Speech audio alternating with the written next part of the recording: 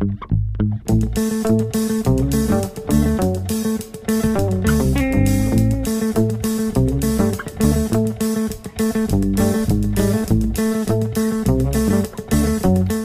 et de performance et de silence. En effet, sur des NAS tels que le DS414 Mini, nous pouvons mettre 4 disques durs de 2,5 pouces, donc 4 SSD.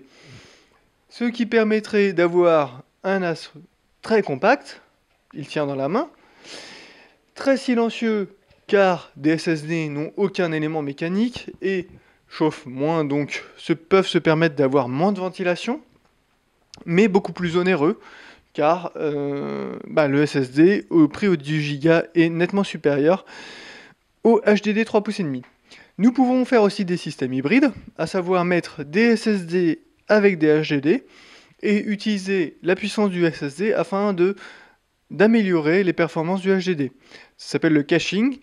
Le TS453 Mini permet d'avoir 2 SSD en caching, jusqu'à 2 SSD en caching, ce qui nous permet par exemple de faire un SSD plus un RAID 5, ce qui nous donne un disque mécanique qui peut tomber sans perte de données, et un SSD afin d'augmenter ses performances. Ou, toujours dans l'optique d'avoir un disque de résilience, de mettre 2 SSD en caching et un RAID 1 avec 2 disques, ce qui permet toujours d'avoir un disque qui peut tomber sans perte de données, mais moins d'espace disponible, mais plus de performance. Ou, truc ultime, 2 SSD en caching et 2 SSD en RAID 0 mécanique.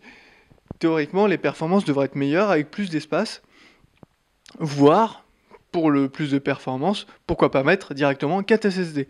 Donc SanDisk nous a aidé à faire ce genre de test en nous prêtant 4 SSD Extreme Pro.